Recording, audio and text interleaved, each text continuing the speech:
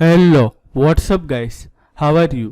तो आज के इस वीडियो पे हम कंप्लीट कॉन्टेक्स्ट एपीआई देखने वाले हैं इन React.js। तो अगर आप हमारे चैनल पर नए हैं तो प्लीज़ चैनल को सब्सक्राइब करके पास में दिए गए बेल आइकन को प्रेस करके ऑल नोटिफिकेशन चूज कर ले, ताकि ऐसे ही लेटेस्ट हेल्पफुल वीडियोस की नोटिफिकेशन आपके पास बहुत जल्द पहुंच जाए। और हाँ, वीडियो शुरू होने से पहले प्लीज़ नीचे दिए गए लाइक बटन को प्रेस करके सबसे पहले इस वीडियो को लाइक कीजिए, और आप ये वीडियो कहाँ से देख रहे हो नीचे कमेंट करें, ताकि मुझे और भी मोटिवेशन मिले इस तरह के हेल्पफुल वीडियोस क्रिएट करने के लिए। तो चलिए बिना किसी देरी के इस वीडियो को शुरू करते हैं। तो यहाँ पर आप देख सकते हैं, मैंने यहाँ पर कॉन्टेक्स्ट का यहाँ पर ओरिजिनल हमारा जो React.js की ऑफिशियल वेबसाइट है वहाँ पर मैंने यहाँ पर थोड़े से हम यहाँ पर सबसे पहले डेफिनेशन समझेंगे कि कॉन्टेक्स्ट क्या होता है। तो आप यहाँ पर देख सकते हैं, context provides a way to pass data through the component tree without having to pass props down manually at every level। मतलब कि अगर हमारा कंपोनेंट मेनली हमारा जो कॉन्टेक्स्ट है हम यहाँ पर स्टेट मैनेजमेंट के लिए यूज़ करते हैं। तो इस डेफिनेशन में हमें ये समझाया जाता है कि अगर हमारा जो कंपोनेंट है वो डीप इन डाइव है, मतलब कि एक सब कंपोनेंट के अंदर सब कंपोनेंट है, तो अगर उस लास्ट वाले कंपोनेंट को हमारी जो मेन वाला जो कंपोनेंट है उसमें जो भी डेटा है उसको अगर एक्सेस करना है तो हमें यहाँ पर प्रॉप डीलिंग करना पड़ेगा। मतलब कि सबसे पहले जो हमारा पेरेंट कंपोनेंट है वो यहाँ पर चाइल्ड कंपोनेंट को डेटा सेंड करेंगे वाया प्रॉप्स, और वो जो चाइल्ड वाला है वो उसके सब चाइल्ड को यहाँ पर डेटा पास करेगा with the help of props. तो यहाँ पर हमारे प्रॉप डीलिंग की यहाँ पर चेंजेस बढ़ जाते हैं। तो वही प्रॉप डीलिंग को हम यहाँ पर डाउन करने के लिए हम यहाँ पर कॉन्टेक्स्ट एपीआई का यूज़ करते हैं। तो कॉन्टेक्स्ट एपीआई सिंपल हम यहाँ पर स्टेट मैनेजमेंट के लिए यूज़ करते हैं। तो आप यहाँ पर देख सकते हैं, in a typical react application data is pass top down parent to child via props. मतलब कि हम सिंपल React.js की एप्लीकेशन में यहाँ पर प्रॉप्स की मदद से हम पेरेंट टू चाइल्ड यहाँ पर डेटा को सेंड करते हैं। But such uses can be a cumbersome for certain types of props, locate performance UI theme that are required by many component within an application। मतलब कि अगर हमारी जो लोकल प्रेफरेंस है और UI थीम जैसी एप्लीकेशन है वहाँ पर हमें सबसे ज़्यादा से ज़्यादा कंपोनेंट की यहाँ पर हमें रिक्वायरमेंट होती है। तो अगर हम यहाँ पर मल्टीपल कंपोनेंट क्रिएट करेंगे तो हमें यहाँ पर प्रॉप डीलिंग की समस्या है वो यहाँ पर करनी होगी। मतलब कि हमें यहाँ पर अगर हमें लास्ट वाले कंपोनेंट को डेटा चाहिए होगा तो हमें यहाँ पर हमारी जो मेन कंपोनेंट है वहीं से हमें डेटा पास करते करते हमें वहाँ पर पहुँचाना होता है, जिससे हमें यहाँ पर प्रॉप डीलिंग होती है। तो यहाँ पर context provides a way to share values like this between component without having to explicitly pass a props through every level of the tree. मतलब कि हम कॉन्टेक्स्ट एपी की मदद से हम यहाँ पर सबसे पहले एक मेन कॉन्टेक्स्ट क्रिएट करेंगे, और उसी कॉन्टेक्स्ट की मदद से हमारे जो भी कंपोनेंट हमारे होंगे वो डायरेक्टली इस कॉन्टेक्स्ट से हमारे डेटा को यहाँ पर गेट कर सकते हैं, ताकि हमारी जो प्रॉप डीलिंग की जो समस्या है वो यहाँ पर क्लियर हो जाए। तो चलिए अब हमने यहाँ पर सिंपल डेफिनेशन इसकी हमने यहाँ पर जान ली। तो अभी हम यहाँ पर स्टेप बाय स्टेप उसको इम्प्लीमेंट करेंगे। अगर हम यहाँ पर हमारी React.js की एप्लीकेशन में बिना स्टेट के यूज़ करें और कॉन्टेक्स्ट एपीआई का यूज़ करके हमारे जो एप्लीकेशन का परफॉर्मेंस है उसको कैसे बेटर कर सकते, तो हम यहाँ पर इमेज के थ्रू समझेंगे। तो आप यहाँ पर देख सकते हैं, मैंने यहाँ पर एक इमेज यहाँ पर डाउनलोड करके आपको समझाने के लिए इमेज लिखी है। तो सबसे पहले आप यहाँ पर देख सकते हैं विदाउट कॉन्टेक्स्ट और विथ कॉन्टेक्स्ट। मतलब कि अगर हम कॉन्टेक्स्ट एपीआई का यूज़ किए बिना हमारी React.js की एप्लीकेशन पर हमारे जो कंपोनेंट को डिफाइन करें, तो अगर हमारे जो यूजर इन्फो नाम का जो कंपोनेंट है अगर उसको यहाँ पर हमारे app.js में जो भी डेटा है वो अगर उसको यहाँ पर एक्सेस करना है तो हमें सबसे पहले इस ऐप कंपोनेंट में से उसका जो चाइल्ड कंपोनेंट होगा जो यूजर्स नाम का, सबसे पहले हमें यहाँ पर प्रॉप्स के थ्रू यहाँ पर डेटा सेंड करना होगा। फिर यूजर है वो यहाँ पर प्रॉप्स के थ्रू इस यूजर इन्फो को यहाँ पर डेटा सेंड करेगा, जबकि यूजर्स कंपोनेंट की इस डेटा की नीड नहीं है, फिर भी हम यहाँ पर इस डेटा को यहाँ पर पास कर रहे हैं। तो यहाँ पर हमें प्रॉप डीलिंग करना पड़ेगा। तो इससे बचने के लिए हम यहाँ पर कॉन्टेक्स्ट एपीआई का यूज़ कर सकते हैं। आप यहाँ पर देख सकते हैं, अगर हम हमारी React.js की एप्लीकेशन में यहाँ पर कॉन्टेक्स्ट का यूज़ करेंगे तो हम डायरेक्टली हम ऐप कंपोनेंट के थ्रू हम यहाँ पर डायरेक्टली हम यहाँ पर यूजर इन्फो को यहाँ पर डेटा को एक्सेस कर सकते हैं। अभी हमें इस यूजर नाम के कंपोनेंट पर डेटा को सेंड करने की ज़रूरत नहीं है। तो हम यहाँ पर डीप में समझते हैं कि कॉन्टेक्स्ट किस तरह से यहाँ पर वर्क करता है। तो आप यहाँ पर देख सकते हैं कि हमारा जो एक कंपोनेंट की है ट्री स्ट्रक्चर हमने यहाँ पर इमेज यहाँ पर लिखी हुई है। तो अभी आप देख सकते हैं अगर हमारा इस वाले चाइल्ड का कंपोनेंट को डेटा को एक्सेस करना हो तो हमें इस app.js में सबसे पहले पास करना होगा हमारे इस चाइल्ड को, और ये जो चाइल्ड कंपोनेंट है वो पास करेगा हमारा इस चाइल्ड कंपोनेंट को, ताकि वो डेटा को यहाँ पर एक्सेस कर पाए with the help of props. लेकिन अभी हम अगर यहाँ पर कॉन्टेक्स्ट का यूज़ करेंगे तो हम यहाँ पर सबसे पहले मेनली हम यहाँ पर कॉन्टेक्स्ट को यहाँ पर डिफाइन कर लेंगे।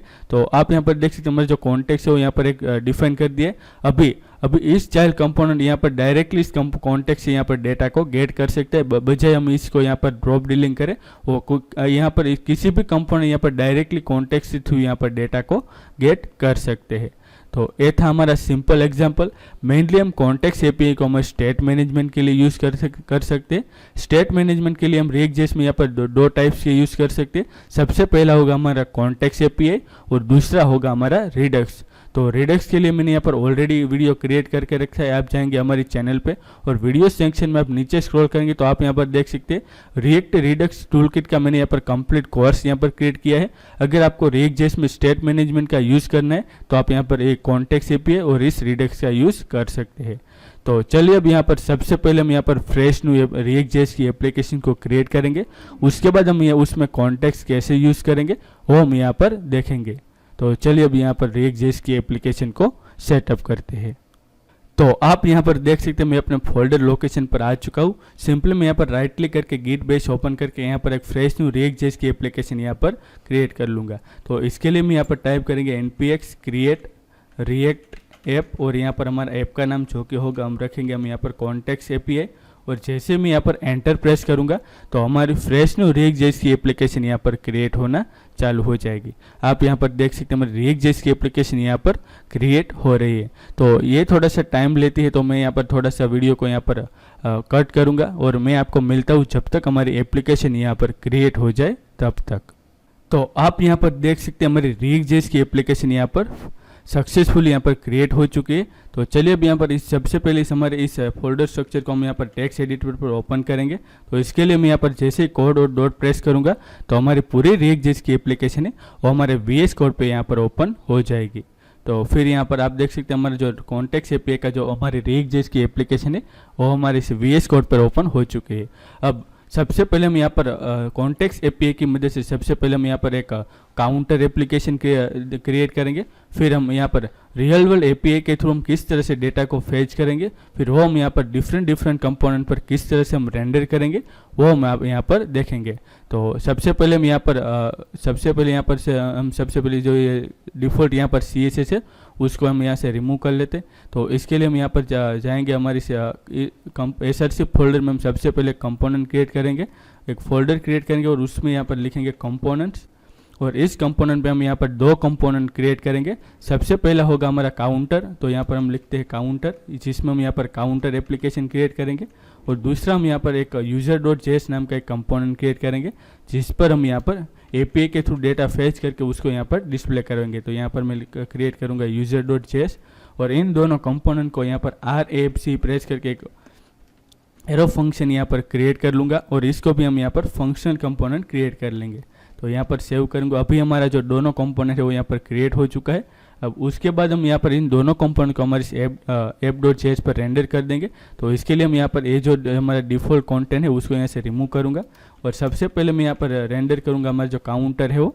इसको जैसे ही एंटर प्रेस करूँगा तो हमारा जो काउंटर ऐप है वो यहाँ पर ऑटोमेटिकली इंपोर्ट हो जाएगा। फिर हम यहाँ पर उसी के नीचे हम यहाँ पर यूज़र को भी यहाँ पर हम गेट कर लेंगे ताकि हमारा जो यूज़र कंपोनेंट है वो भी यहाँ पर रेंडर हो जाए। तो अभी हम यहाँ पर सबसे पहले हमारे इस एप्लीकेशन को रन करते हैं। तो इसके लिए मैं यहाँ पर टाइप करूँगा npm start और जैसे हम यहाँ पर एंटर प्रेस करेंगे तो हमारी जो React.js की एप्लीकेशन है वो हमारे ब्राउज़र पर रन होना चालू हो जाएगी। तो अभी आप यहाँ पर देख सकते हैं हमारी जो एप्लीकेशन है वो यहाँ पर रन हो रही। तो अभी हम सबसे पहले यहाँ पर हम कॉन्टेक्स्ट को यहाँ पर डिफाइन करेंगे। तो इसके लिए हम यहाँ पर सबसे पहले जाएंगे हमारे SRC फोल्डर में और यहाँ पर मैं एक फोल्डर क्रिएट करूँगा जो कि होगा हमारा कॉन्टेक्स्ट। जितने भी हम कॉन्टेक्स्ट क्रिएट करेंगे वो हम इसी फोल्डर पे यहाँ पर डिफाइन करेंगे ताकि हमारा React.js में यहाँ पर फोल्डर स्ट्रक्चर यहाँ पर मेंटेन रहे। तो इस पर सबसे पहले हम यहाँ पर एक काउंटर नाम का एक कॉन्टेक्स्ट क्रिएट करेंगे। तो इसके लिए हम यहाँ पर इसी में यहाँ पर दोनों को एक ही हमारे स्लाइस पे मतलब कि एक ही कॉन्टेक्स्ट में हम इन दोनों को यहाँ पर डिफाइन कर देंगे। तो इसके लिए मैं यहाँ पर एक क्रिएट करूँगा यूजर कॉन्टेक्स्ट नाम का एक कॉन्टेक्स्ट। तो यहाँ पर लिखेंगे हम यूजर कॉन्टेक्स्ट डॉट जेएस। तो यहाँ पर हम लिखेंगे यूजर, फिर यहाँ पर अभी हम यहाँ पर सबसे पहले अभी हम यहाँ पर स्टेप बाय स्टेप हम कॉन्टेक्स्ट को डिफाइन करना होगा। तो यहाँ पर सबसे पहले हमें थोड़े से स्टेप हम यहाँ पर फॉलो करेंगे। तो सबसे पहले हम यहाँ पर एक कॉन्टेक्स्ट क्रिएट करेंगे, फिर हम ये उसको यहाँ पर एक फंक्शन क्रिएट करके उसको यहाँ पर प्रोवाइडर क्रिएट करेंगे और उस प्रोवाइडर को हम हमारी मेन इंडेक्स डॉट जेएस पे प्रोवाइड कर देंगे ताकि उसके अंदर जितने भी हमारे कंपोनेंट रेंडर हो वो इस हमारे इस कॉन्टेक्स्ट एपीआई का डेटा का यूज़ कर पाए। तो इसके लिए हम यहाँ पर लिखेंगे इंपोर्ट। सबसे पहले हम यहाँ पर इंपोर्ट करेंगे रिएक्ट में से। तो यहाँ पर लिखता हूँ इंपोर्ट फ्रॉम रिएक्ट और उसको यहाँ पर सबसे पहले हम यहाँ पर क्रिएट कॉन्टेक्ट को यहाँ पर हम इंपोर्ट करेंगे। फिर यहाँ पर एक कॉन्टेक्स्ट क्रिएट करेंगे यूजर कॉन्टेक्स्ट नाम का। तो यहाँ पर हम लिखेंगे const user context equal to हमारा जो क्रिएट कॉन्टेक्स्ट है उसको यहाँ पर इनिशियल कर देंगे ताकि हमारा जो यूजर कॉन्टेक्स्ट है वो यहाँ पर डिफाइन हो जाए। उसके बाद हम यहाँ पर दूसरे स्टेप में यहाँ पर हम एक प्रोवाइडर डिफाइन करेंगे जो कि होगा हमारा एक फंक्शन। फिर उस फंक्शन को हम हमारी इस मेन इंडेक्स फाइल पे यहाँ पर रैप कर देंगे ताकि हमारा जो बाकी के कंपोनेंट है उसको यहाँ पर यूज़ कर पाए। तो इसके लिए हम यहाँ पर लिखेंगे यूजर कॉन्स्ट, एक नॉर्मल फंक्शन क्रिएट करेंगे और उसको हम साथों साथ यहाँ पर एक्सपोर्ट भी कर देंगे। तो यहाँ पर हम लिखेंगे एक्सपोर्ट फंक्शन यूज़र प्रोवाइडर। तो इस तरह से हम यहाँ पर एक फंक्शन क्रिएट कर देंगे। फिर ये हमें जो प्रॉप्स मिलेगा उसमें से हम यहाँ पर सबसे पहले उसमें जितने भी चिल्ड्रन होंगे इसको हम यहाँ पर डिस्ट्रक्चर कर लेंगे। तो यहाँ पर हम लिखेंगे प्रॉप्स यहाँ पर चिल्ड्रन। आप यहाँ पर प्रॉप्स डॉट चिल्ड्रन भी यहाँ पर लिख सकते हैं, लेकिन मैंने यहाँ पर डायरेक्टली इसको डिस्ट्रक्चर कर लिया। फिर यहाँ पर हमें रिटर्न कराना होगा हमारा जो प्रोवाइडर है वो। तो यहाँ पर हम यहाँ पर लिखेंगे यूजर कॉन्टेक्स्ट जो हमने क्रिएट किया है उस पर हम यहाँ पर एक प्रोवाइडर मेथड डिफाइन करेंगे। फिर इसको यहाँ से क्लोज कर देंगे और इसके अंदर जो भी हमारे चिल्ड्रन आएंगे वो हम यहाँ पर रेंडर कर देंगे। तो अभी हम इस यूजर कॉन्टेक्स्ट प्रोवाइडर पे एक प्रॉप्स पास करेंगे जिस पर हम जो भी वैल्यू यहाँ पर डिफाइन करेंगे वो हम बाकी के कंपोनेंट पर यूज़ कर पाए। तो इसके लिए मैं यहाँ पर लिखूंगा वैल्यू और अभी सिंपल हम यहाँ पर एक स्टेट क्रिएट करेंगे। तो यहाँ पर सबसे पहले हमारी एप्लीकेशन होगी काउंटर। तो यहाँ पर हम एक स्टेट क्रिएट कर लेंगे। यहाँ पर लिखता हूँ मैं कॉन्स्ट, यहाँ पर वैल्यू कोमा सेट वैल्यू, एक स्टेट क्रिएट करेंगे ताकि उस स्टेट की वैल्यू मदद से हमारी जो स्टेट की वैल्यू हम यहाँ से उसको अपडेट कर पाए और इसकी बाय डिफ़ॉल्ट वैल्यू हम यहाँ पर 0 रखेंगे। फिर यहाँ पर इस वैल्यू और सेट वैल्यू को यहाँ पर हम पास कर देंगे एज अ ऑब्जेक्ट। तो हम यहाँ पर भी एक सेपरेट ऑब्जेक्ट क्रिएट करके इसको कर सकते हैं, लेकिन हम यहाँ पर डायरेक्टली इसको यहाँ पर ऑब्जेक्ट क्रिएट करके इस वैल्यू और ये जो हमारे सेट वैल्यू है इन दोनों को यहाँ से हम पास कर देंगे। तो अभी आप यहाँ पर देख सकते हैं हमने यहाँ पर प्रोवाइडर को सबसे पहले क्रिएट कर दिया। अभी हम इस यूजर कॉन्टेक्स्ट को यहाँ पर डिफ़ॉल्ट एक्सपोर्ट करेंगे। तो इसके लिए मैं यहाँ पर लिखूंगा एक्सपोर्ट डिफ़ॉल्ट और यहाँ पर हम लिखेंगे यूजर कॉन्टेक्स्ट जो हमने क्रिएट किया था उसको हम यहाँ पर डिफ़ॉल्टली एक्सपोर्ट कर देंगे। तो ये था पूरा हमारा कॉन्टेक्स्ट, किस तरह से हम हमारे रिएक्ट जेएस में यहाँ पर सबसे पहले कॉन्टेक्स्ट को डिफाइन करेंगे। सबसे पहले हमने यहाँ पर यूजर कॉन्टेक्स्ट को यहाँ पर इनिशियलाइज कर दिया हमारे क्रिएट कॉन्टेक्स्ट से। उसके बाद हमने एक प्रोवाइडर क्रिएट किया। इस प्रोवाइडर की मदद से हम यहाँ पर सबसे पहले इंडेक्स डॉट जेएस में प्रोवाइड करेंगे। तो यहाँ पर हमने यहाँ पर रिटर्न करवाया यूजर कॉन्टेक्स्ट डॉट प्रोवाइडर और इस वैल्यू नाम के प्रॉप्स में जितने भी हम ऑब्जेक्ट पास करेंगे वो हम यहाँ पर इस चाहे जितने भी वैल्यू होगी हम बाकी के यहाँ पर कंपोनेंट पर यूज़ कर पाए। और यहाँ पर जो भी हमें प्रॉप्स के चिल्ड्रन में जो भी हमें मिलेगा वो हमने यहाँ पर रेंडर कर दिया ताकि हम उसको यहाँ पर यूज़ कर पाए। तो अभी हमें इस प्रोवाइडर को हमारी मेन यहाँ पर इंडेक्स डॉट जेएस से हम यहाँ पर रैप करना होगा। तो इसके लिए हम यहाँ पर उसी को यहाँ पर यूज़ कर लेंगे। तो यहाँ पर हम लिखेंगे इंपोर्ट यूज़र प्रोवाइडर। तो जैसे हम यहाँ पर यूज़र प्रोवाइडर के एंटर प्रेस करेंगे तो हमारा जो यूज़र प्रोवाइडर है वो यहाँ पर ऑटोमेटिकली इंपोर्ट हो जाएगा। फिर उसको यहाँ से कॉपी करके यहाँ पर हमारी जो ऐप डॉट जेएस यहाँ पर रेंडर हो रहा है उसी को यहाँ पर हम रेंडर कर देंगे। तो इसके लिए इसको यहाँ पर कॉपी करके यहाँ पर पेस्ट कर दूंगा और ये जो क्लोज करते अभी हमारा जो ऐप कंपोनेंट रेंडर हो रहा है उसी को हम यहाँ पर इसके यहाँ पर रैप कर देंगे ताकि इस ऐप कंपोनेंट में जितने भी हमारे कंपोनेंट यहाँ पर रेंडर हो रहे वो सारे हमारे इस कॉन्टेक्स्ट का यूज़ कर पाए। तो अभी हमारा जो कॉन्टेक्स्ट है वो यहाँ पर रेडी है यूज़ करने के लिए। तो सबसे पहले हम यहाँ पर जाएंगे हमारे कंपोनेंट में काउंटर में। तो सबसे पहले हम यहाँ पर काउंटर को डिफाइन करेंगे। तो आप यहाँ पर देख सकते हैं मैं यहाँ पर हमारे काउंटर कंपोनेंट पे यहाँ पर आ चुका हूँ। तो अभी हमें जो हमने यहाँ पर प्रॉप्स के थ्रू हमने जो वैल्यू और सेट वैल्यू हमने यूज़ किया था उसको सबसे पहले हम यहाँ पर इंपोर्ट करेंगे। तो इसके लिए हम जाएंगे यहाँ पर। तो यहाँ पर सबसे पहले हमें यहाँ पर इंपोर्ट करना होगा रिएक्ट में से। तो यहाँ पर हम लिखते हैं इंपोर्ट फ्रॉम रिएक्ट और यहाँ पर हमें सबसे पहले इंपोर्ट करना होगा वो होगा हमारा यूज कॉन्टेक्स्ट, जिसकी मदद से हम यहाँ पर कॉन्टेक्स्ट को यहाँ पर यूज़ कर पाए। फिर जो भी हमने यहाँ पर कॉन्टेक्स्ट क्रिएट किया था वो भी हम यहाँ पर इंपोर्ट कर लेंगे, ताकि उस कॉन्टेक्स्ट में जितने भी हमारे वैल्यू हो गए वो हम यहाँ पर इसको यूज़ कर पाए। आप यहाँ पर देख सकते हमने यहाँ पर यूजर कॉन्टेक्स्ट को क्रिएट किया था, तो अभी हम यहाँ पर उसमें से बारी बारी हमारी जो वैल्यू है उसको यहाँ पर गेट कर लेंगे। तो इसके लिए हम यहाँ पर डिस्ट्रक्चर कर लेंगे, उसके अंदर जो जितनी भी हमारी वैल्यू होगी वो, और वो हमें होगी हमारी इस यूज़ कॉन्टेक्स्ट यहाँ पर यूज़ करेंगे, और उसमें हमारा जो यूज़र कॉन्टेक्स्ट है उसको यहाँ पर पास कर देंगे। अभी इस कॉन्टेक्स्ट में यहाँ पर जितनी भी वैल्यू होगी उसको हम यहाँ पर डायरेक्टली यहाँ पर गेट कर सकते हैं इसमें। तो यहाँ पर हम लिखेंगे वैल्यू, और जो भी हमारा सेट वैल्यू था वो, तो इसके लिए मैं यहाँ पर लिखूँगा सेट वैल्यू। अब इन दोनों को हम यहाँ पर यूज़ कर सकते हैं। तो इसके लिए हम यहाँ पर जाएंगे इसी के अंदर। अब की बजाय हम यहाँ पर एक एम्प्टी फ्रेगमेंट का यूज़ करके हम यहाँ पर सिंपल यहाँ पर आप सबसे पहले एक बटन क्रिएट करेंगे, जिस बटन पर हम यहाँ पर इसको इंक्रीमेंट करवाएंगे, और दूसरा उसके नीचे हम यहाँ पर इस वैल्यू को प्रिंट करेंगे। तो यहाँ पर हम H3 में उसको यहाँ पर वैल्यू जो हमारा मिल रहा है उसको यहाँ पर डायरेक्टली रेंडर करवा देंगे। फिर उसी के नीचे एक बटन क्रिएट करेंगे जो कि होगा हमारा डिक्रीमेंट के लिए। तो यहाँ पर सबसे पहले हम यहाँ पर लिखेंगे इंक्रीमेंट, और उसी के नीचे आएगा हमारा डिक्रीमेंट। तो जैसे यूजर इस इंक्रीमेंट बटन पर क्लिक करे तो हमारी जो वैल्यू है वो यहाँ पर इंक्रीज हो जानी चाहिए, और जैसे यूजर यहाँ पर डिक्रीमेंट पर क्लिक करता है तो हमारी जो वैल्यू है वो यहाँ से डिक्रीज हो जानी चाहिए। तो चलिए अभी यहाँ पर अभी आप यहाँ पर देख सकते हमारे जो यूजर कंपोनेंट रेंडर हो रहा था वो भी, और यहाँ पर हमारे जो इंक्रीमेंट और डिक्रीमेंट का जो बटन है वो हमें यहाँ पर शो हो रहा है। मैंने यहाँ पर सिंपल लेआउट रखा है क्योंकि हम यहाँ पर कॉन्टेक्स्ट एपीआई पर फोकस करें, तो मैंने यहाँ पर यूजर CSS पर इतना ध्यान नहीं दिया। तो प्लीज़ मेक श्योर आप इस डिज़ाइन को यहाँ पर एक्सेप्ट कर लेना। तो अभी हम यहाँ पर सबसे पहले जैसे ही कोई यूजर इस पर क्लिक करे तो हम यहाँ पर लिखेंगे ऑन क्लिक, और अभी हम जो नॉर्मली अपडेट करने के लिए यूज़ करते थे वही यूज़ करेंगे। ये यहाँ पर एरो फंक्शन का यूज़ करके हमने जो यहाँ पर सेट वैल्यू का नाम का फंक्शन जो हमने यहाँ पर मेथड रिटर्न करवाया था उसी को हम यूज़ करके यहाँ पर हम सबसे पहले वैल्यू को गेट कर लेंगे वैल्यू, और यहाँ पर वैल्यू जो हमारी ओल्ड वैल्यू होगी उससे हमारी वैल्यू है वो एक बार प्लस हो जाएगी, ताकि जितनी बार भी यूजर बटन इस इंक्रीमेंट बटन पर क्लिक करेगा तो हमारी जो वैल्यू नाम के अंदर जितनी भी वैल्यू होगी उस पर यहाँ पर 1 इंक्रीमेंट हो जाएगा। फिर उसी तरह इसी को सेम यहाँ पर कॉपी करेंगे, फिर उसी को ही हम यहाँ पर डिक्रीमेंट पे यहाँ पर अप्लाई कर देंगे, और इसमें सिंपली से यहाँ पर माइनस को यहाँ पर रिमूव करके प्लस को रिमूव करके यहाँ पर माइनस कर देंगे। तो अभी हमारी जो एप्लीकेशन है वो यहाँ पर सक्सेसफुली वर्क करने लगेगी। तो अभी हमारी स्टेट की वैल्यू यहाँ पर 0 है, क्योंकि हमने जो हमारा यूजर कॉन्टेक्स्ट में यहाँ पर हमने 0 डिफाइन किया था। अगर मैं यहाँ पर 1 डिफाइन करके यहाँ पर सेव करूँ तो आप यहाँ पर देख सकते हैं हमारा 1 यहाँ पर रेंडर हो रहा है। तो अभी यहाँ पर हम 0 ही करेंगे, और ये आप देख सकते हैं हम इसी वैल्यू और सेट वैल्यू को किसी भी कंपोनेंट पर यूज़ कर सकते हैं। अभी हमने यहाँ पर काउंटर पर यूज़ किया, अभी हम यहाँ पर इसको डायरेक्टली यूज़र पे भी यहाँ पर एक्सेस कर सकते हैं। तो अभी हम यहाँ पर इस एप्लीकेशन को यहाँ पर रन करेंगे। तो अभी हमारी वैल्यू जो 0 है, अब जैसे ही मैं यहाँ पर इंक्रीमेंट बटन पर क्लिक करूंगा तो अभी आप यहाँ पर देख सकते हैं हमारी स्टेट की वैल्यू यहाँ पर अपडेट हो रही है।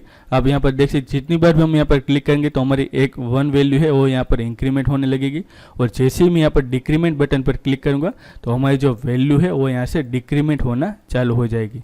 तो इस तरह से हम यहाँ पर कॉन्टेक्स्ट एपीआई की मदद से एक काउंटर एप्लीकेशन क्रिएट कर सकते हैं, जिस पर मेनली हमें यहाँ पर इसको यहाँ पर ग्लोबली डिफाइन करना होगा, वरना हमें यहाँ पर अगर हम कॉन्टेक्स्ट एपीआई का यूज ना करें तो हमें इस स्टेट को हमारे app.js पर यहाँ पर यूज़ करना होगा, फिर उसको यहाँ पर प्रॉप्स के थ्रू यहाँ पर हमें सेंड करना होगा।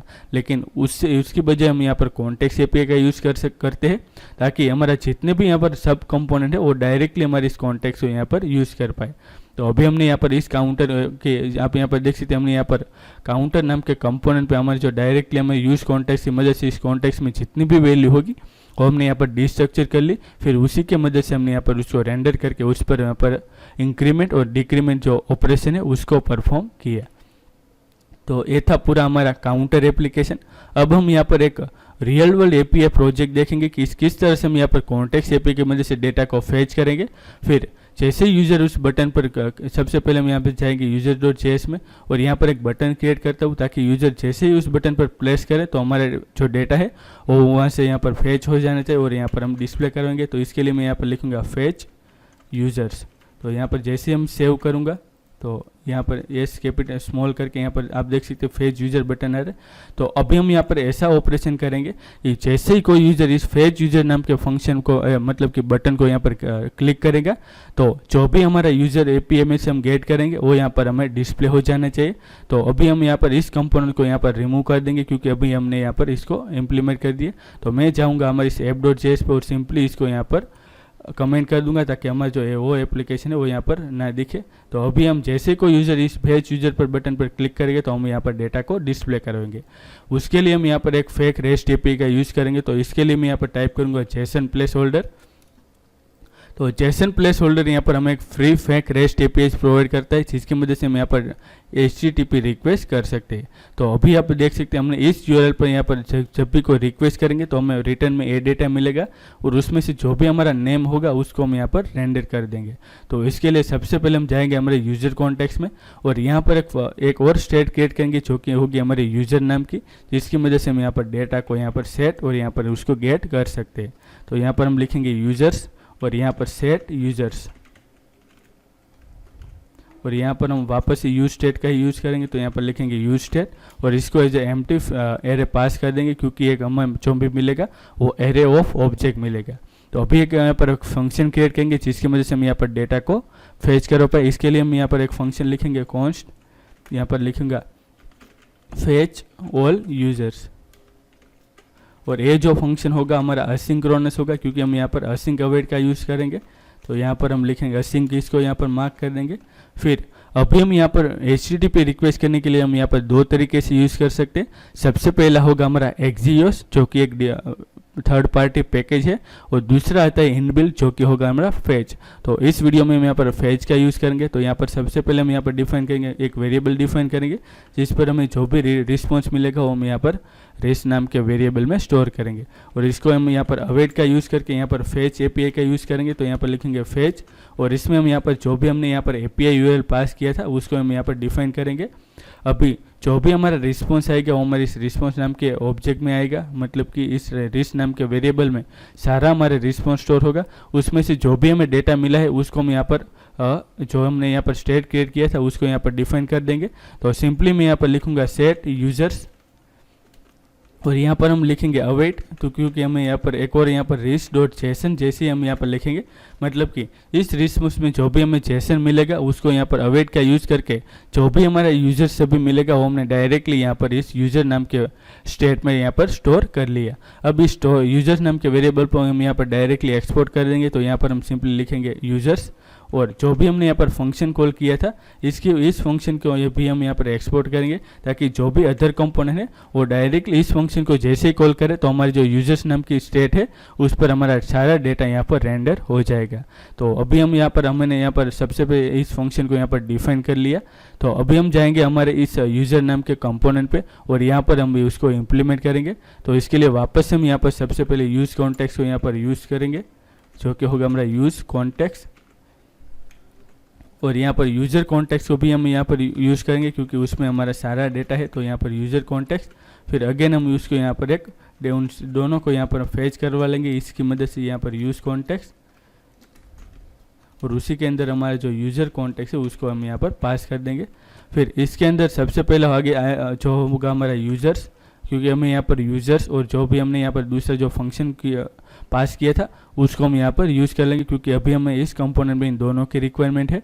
तो अभी हम डायरेक्टली इस यहाँ पर यूज़र को यहाँ पर सबसे पहले रेंडर करवाते हैं with the help of map method. तो यहाँ पर हम कंडीशन लिखेंगे कि अगर हमारा जो यहाँ पर लिखेंगे यूजर्स एंड यूजर्स, क्योंकि अगर हमारे यूजर्स में डेटा होगा तभी यहाँ पर रेंडर होगा वरना वो यहाँ पर ब्लैंक शो होगा।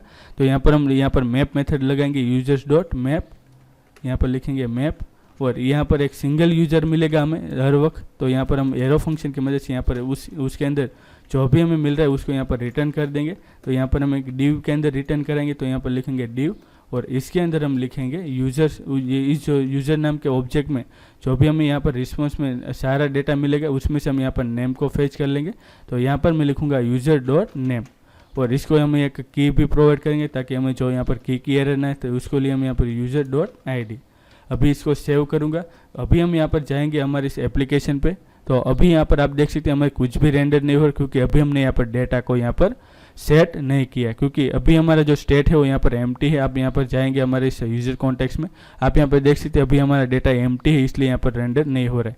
तो अभी हम यहाँ पर करेंगे, इस जैसे ही कोई यूजर इस बटन पर क्लिक करे तो हम जो ये फेच ऑल यूजर है उसको कॉल कर देंगे, ताकि जैसे ही हमारा फेच ऑल यूजर यहाँ पर कॉल होगा तो हमारे जो इस कॉन्टेक्स्ट में यहाँ पर एपीआई रिक्वेस्ट करके जो भी हमें डेटा मिलेगा वो डायरेक्टली हमारे यूजर पे स्टोर हो जाएगा, और वो यूजर हमने यहाँ पर ऑलरेडी फेच करके रखा है तो यहाँ पर डेटा हमारा अपडेट हो जाएगा।